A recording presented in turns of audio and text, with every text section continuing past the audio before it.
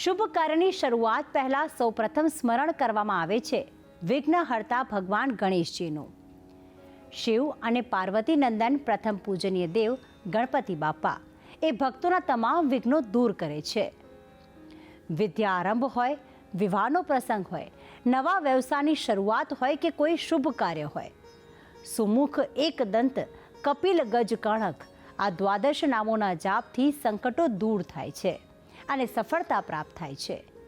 તો કેવો છે ગણેશજીના આ સ્તોત્રનો મહિમા, અને જો આ સ્તોત્ર ન ફાવે તો ગણેશજીના કયા 12 નામનો કરવો જાપ, જાણકારી આપશે ગુરુજી પ્રફુલભાઈ પંડ્યા. વિઘ્નેશ્વરાય વરદાય સુરપ્રિયાય લંબોદરાય સકલાય જગદ્ધિતાય નાગાનનાય શ્રુતિ યજ્ઞ વિભૂષિતાય ગૌરીસુતાય ગણનાથ નમો નમસ્તે. જય ભગવાન. હું છું પ્રફુલભાઈ પંડ્યા. ભક્તિ સંદેશ કાર્યક્રમની અંદર આપનું સ્વાગત છે. ભક્તિ સંદેશ કાર્યક્રમના તમામ ભાઈ બહેનોને આજે હું જાણકારી આપીશ ભગવાન ગણેશજીના 12 નામનું જે સ્તોત્ર છે એ સ્તોત્રથી શું લાભ થાય છે. આ સ્તોત્રમાં શ્લોક કેટલા છે અને આ સ્તોત્ર ક્યારે કરવું જોઈએ, સ્તોત્ર ન ફાવે તો એના નામ કયા છે એ પણ તમને જાણકારી આપીશ.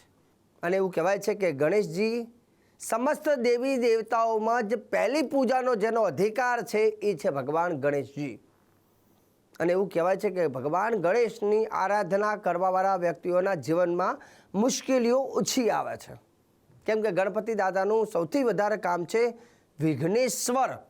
વિઘ્નને હરનારા જો સૌથી સક્ષમ દેવ હોય એ છે ગણેશજી. એને વિઘ્નેશ્વર કહેવામાં આવે છે. ગણેશજીના જે નામો છે એમાં એક નામ છે વિઘ્નેશ્વર. વિઘ્નને હરણ કરે, વિઘ્નનો નાશ કરે, ઇતિ વિઘ્નેશ્વર, એ જ વિઘ્નેશ્વર કહેવામાં આવે છે. તો ભગવાન ગણેશજીની પૂજા પાઠ આરાધના કરવાના અલગ અલગ નીતિ નિયમો શાસ્ત્રની અંદર વિશેષ બતાવેલા છે. એમાંથી એક ભગવાન ગણેશજીનું એક પ્રિય સ્તોત્ર પણ છે. અને એ સ્તોત્ર એવું કહેવાય છે કે કરવાથી, એ 12 નામ બોલવાથી મનુષ્યના કાર્ય સિદ્ધ બને છે. આમ તો એવું પણ લખ્યું છે કે તમે જો તમારા કોઈ પણ કામની શરૂઆત કરવી હોય, કોઈ પણ શુભ કાર્યની શરૂઆત કરવી હોય તો આ સ્તોત્ર તમારે બોલવું અથવા આ 12 નામ બોલવા. અને આ 12 નામ બોલો છો એટલે તમારું કાર્ય સિદ્ધ થાય છે. ઘણા લોકો પ્રશ્ન કરતા હોય, શાસ્ત્રીજી મારો છોકરો વિદેશ જાય છે તો પહેલાં શું કરવું? તો અમે કહેતા વિદેશ જતા હોય ભગવાનનો દીવો કરીને જવાય, દહીં શક્કર એને ખવડાવીને મોકલાય, જમણો પગ બહાર મૂકીને પછી પ્રસ્થાન કરાય, એની જે વસ્તુ લઈ જવાની એ મુકાય. પણ બધી વસ્તુની સાથે આ 12 નામ બોલવા પણ બહુ જરૂરી છે. અને આ 12 નામ બોલીને જે વ્યક્તિ જાય છે તો એ ત્યાં સુધી પહોંચવામાં એને કોઈ તકલીફ નથી પડતી. તમે તમારો વ્યવસાયની શરૂઆત કરો છો તો વ્યવસાયની શરૂઆતમાં 12 નામ બોલિંગ કરો. અરે એ તો ઠીક, ભાઈ તમારા બાળકને પહેલી વખત સ્કૂલમાં મૂકતા હોય તો પણ આ 12 નામ બોલાવીને તમે સ્કૂલમાં મૂકશો તો પણ ફાયદો છે. અને એનાથી આગળ આપણે વાત કરીએ, કોઈ પણ માંગલિક કાર્ય હોય ને, લગ્ન હોય કે યજ્ઞ હોય તો આ 12 નામ પહેલાં બોલવા આવે છે. આમે લગ્ન હોય તો પહેલાં આપણે શું કરીએ, પહેલાં ગણેશજીની સ્થાપના થાય. ગણેશજી શ્રી ગણેશાય નમઃ, ગણેશ સ્થાપના થાય પછી પ્રસંગની શરૂઆત થાય. તો ભગવાન ગણેશજીના એ 12 નામ એવા છે કે જે કોઈ પણ કાર્યમાં તમે ક્યાંય પણ બેઠા હોય, કોઈ પણ દેશના ગમે તે ખૂણે હોય, પણ તમને એવું થાય કે મારે આ કામ સારું કરવું છે, મિટિંગની શરૂઆત કરવી છે અથવા કોઈ જોડે ફોનમાં વાત કરવી છે, બહુ મહત્ત્વની વાત હોય કે ભાઈ એ વ્યક્તિ જોડે હું વાતચીત કરું છું, હું સફળ થઈશ કે નહીં, આવો પ્રશ્ન આવે ત્યારે પહેલાં 12 નામ બોલીને પછી ફોન ગુમાવો. એટલે આ 12 નામ બહુ ચમત્કારી છે. હવે જે 12 નામનું જે સ્તોત્ર છે તેમાં આ લખ્યું છે આ રીતે. પહેલો શ્લોક: સુમુખશ્ચૈકદંતશ્ચ કપિલો ગજકર્ણકઃ લંબોદરશ્ચ વિકટો વિઘ્નનાશો વિનાયકઃ ધૂમ્રકેતુર્ગણાધ્યક્ષો ભાલચંદ્રો ગજાનનઃ દ્વાદશૈતાની નામાની. દ્વાદશૈતાની નામાની એટલે કે 12 નામ જે બોલે છે એને શું લાભ થાય છે તો અહીંયા હવેના શ્લોકમાં આપ્યું છે.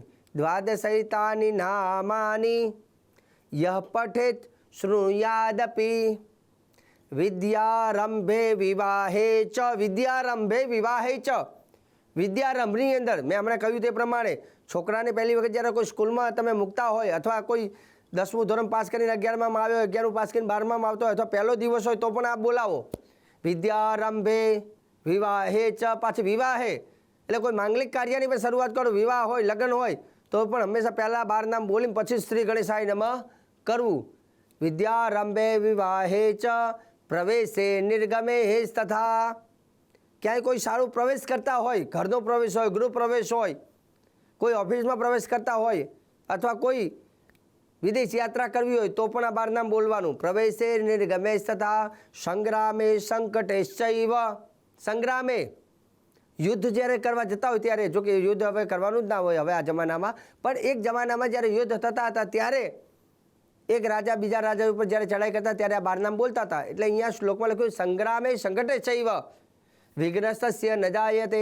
તો એને પણ ભગવાન ગણેશજી એને સફળ બનાવતા. વિઘ્નસ્તસ્ય ન જાયતે, તો જેના જીવનમાં આ 12 નામ બોલીને શુભ કાર્ય કરવામાં આવે છે એના જીવનના વિઘ્નને દૂર કરે છે.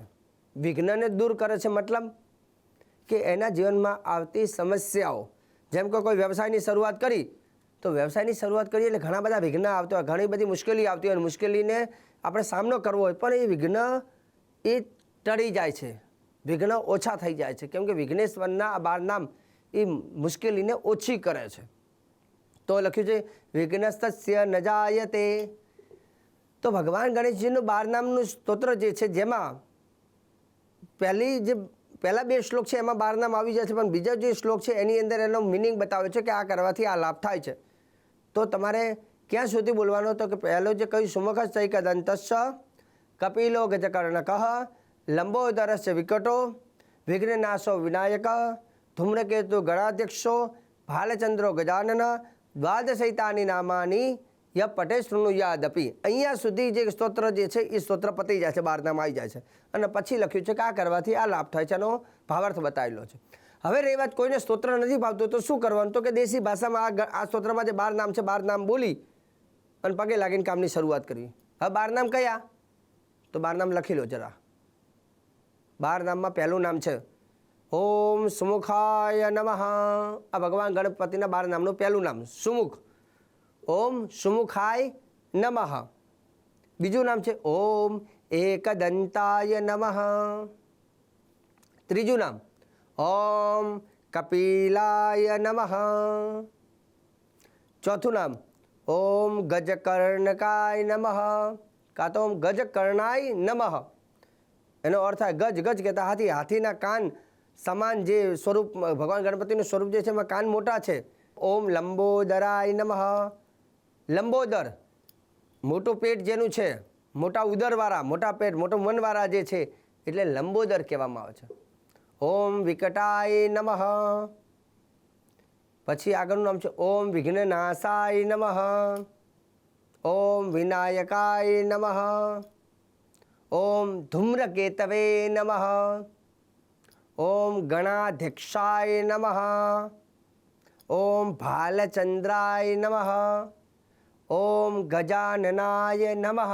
તો ભગવાન ગણેશજીના આ 12 નામ છે અને જે વ્યક્તિ આ 12 નામ બોલે છે તો એનાથી એના જીવનના વિઘ્ન દૂર થાય છે અને એને પોતાના જીવનમાં કોઈ પણ કાર્યની અંદર એને સફળતા મળે છે. અને બીજા નંબરની વસ્તુ તમને કહી દઉં, અત્યારે યુગ જે ચાલે છે એ યુગનું નામ છે કલિયુગ. અને કલિયુગની અંદર જો સૌથી શ્રેષ્ઠ, સૌથી શીઘ્ર કોઈ જો રિઝલ્ટ આપનાર દેવ હોય તો એ છે ભગવાન ગણેશજી. કયા દેવ? ભગવાન ગણેશજી. અને હું નથી કહેતો, એ શાસ્ત્ર જ કહે છે. એક શબ્દ આવે છે કલૌ ચંડી વિનાયકૌ. કલૌ ચંડી વિનાયકૌ મતલબ એનો અર્થ એવો થાય કે કલિયુગની અંદર બધા દેવી દેવતાઓ રિઝલ્ટ આપતા જ હોય છે, પણ કલિયુગની અંદર સૌથી શ્રેષ્ઠ અને સૌથી ફાસ્ટમાં જો કોઈ રિઝલ્ટ કોઈ આપતું હોય તો એ છે કલૌ ચંડી વિનાયકો. કલિયુગમાં ચંડી કહેતા દેવી અને વિનાયક કહેતા ભગવાન ગણપતિ. તો કલિયુગમાં ગણપતિ અને માતાજી સૌથી શીઘ્ર રિઝલ્ટ આપે છે. એટલે શાસ્ત્ર પ્રમાણે 12 નામ ગણપતિ દાદાના છે અને 12 નામનું 12 સ્તોત્ર તમે કોઈ પણ જગ્યાએ હોય સારું કામ કરતા હોય તો આ 12 નામ બોલી અને એ કાર્યની શરૂઆત કરજો, જેથી તમારું કાર્ય સિદ્ધ બનશે. દર્શક મિત્રો, સરસ મજાની જાણકારી આપી છે અને આગળ પણ હું આવી જાણકારી આપતો રહીશ. કાર્યક્રમ જોવા ચૂકતા નહીં. મને આપી દો રજા. જય ભગવાન. ભક્તિ સંદેશમાં આગળ જાણીશું આજની સુંદર મજાની વાત અને સાથે જ પરમાત્માના અન્ય સ્વરૂપને ભજતા જ રહીશું. રોકાઈશું વધુ એક વિરામ માટે. આપ જોતા રહો ભક્તિ સંદેશ.